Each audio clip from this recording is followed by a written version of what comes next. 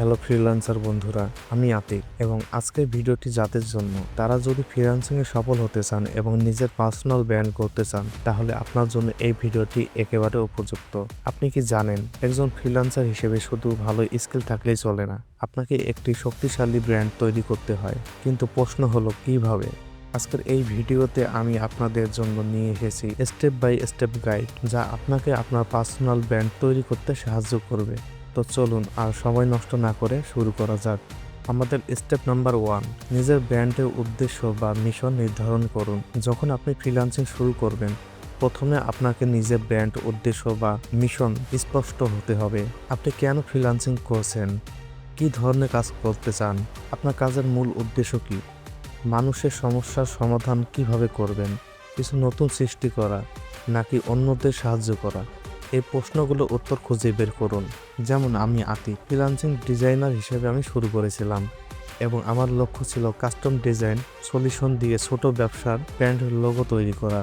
Step number 2, আপনার বিশেষত্ব বা ইউএসপি তৈরি করুন। ইউএসপি অর্থ অন্যান্য বিক্রয় প্রস্তাব। আপনার ব্র্যান্ডের সবচেয়ে বড় সম্পদ আপনি কি অন্যদের থেকে আলাদা। আপনি যে সার্ভিস বা স্কিল অফার করছেন সেটি কেন অন্যান্য। আপনার অন্যান্যতা কেবল আপনার দক্ষতা সীমাবদ্ধ না, এটি আপনার কাজের পদ্ধতি, আপনার কমিউনিকেশন স্টাইল বা আপনার ক্লায়েন্টের সাথে সম্পর্কের ধরন হতে পারে।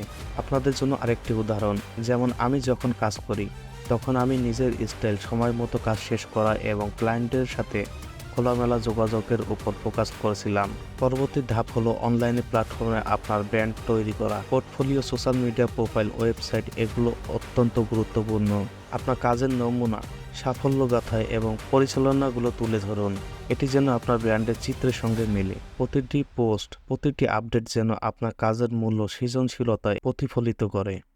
স্টেপ নাম্বার 4, নেটওয়ার্কিং এবং রিলেশনশিপ বিল্ডিং। ফ্রিল্যান্সিংয়ে সফল হওয়ার জন্য শুধু দক্ষতা যথেষ্ট নয়, সম্পর্ক গড়াও গুরুত্বপূর্ণ।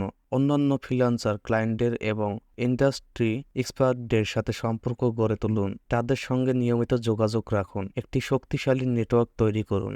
আমি যখন শুরু করেছিলাম তখন সোশ্যাল মিডিয়া এবং প্রফেশনাল গ্রুপে সংযোগ উপস্থিতি করেছিলাম। সেই নেটওয়ার্ক আমাকে অনেক নতুন ক্লায়েন্ট এনে দিয়েছে।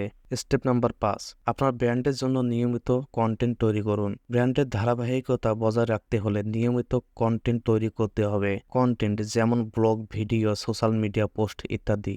এই কন্টেন্ট আপনার জ্ঞান, দক্ষতা এবং ব্র্যান্ড মেসেজকে আরও দীর্ঘ করবে। আপনি যদি একজন গ্রাফিক্স ডিজাইনার হন তাহলে ইনফোগ্রাফিক্স, টিউটোরিয়াল ভিডিও বা ডিজাইন টিপস নিয়ে কন্টেন্ট শেয়ার করতে পারেন। এতে করে মানুষ আপনার দক্ষতার প্রতি আগ্রহী হবে। স্টেপ নাম্বার 6, আপনার ব্র্যান্ডের মেসেজ আকর্ষণীয় হতে হবে। এটা আপনার ভ্যালু, সেরা এবং ব্যক্তিত্বের সঠিক প্রতিবিম্ব হতে পারে। কখনোই মেসেজের মধ্যে পরিবর্তন আনবেন না। তো আজকে আপনি শিখেছেন কিভাবে আপনার ফ্রিল্যান্সিং ব্র্যান্ড তৈরি করবেন এবং এই যাত্রায় সফল হতে আপনাকে কি কি স্টেপ অনুসরণ করতে হবে। আশা করি ভিডিওটি আপনাদের পছন্দ হয়েছে। যদি আপনি আরো বিস্তারিত জানতে চান বা কোনো প্রশ্ন থাকে তাহলে কমেন্টে জানান, আমি সেগুলোর উত্তর দিব ইনশাল্লাহ। এবং হ্যাঁ, এই ভিডিওটি যদি আপনাদের উপকারে আসে তাহলে অবশ্যই লাইক, শেয়ার এবং সাবস্ক্রাইব করতে ভুলবেন না।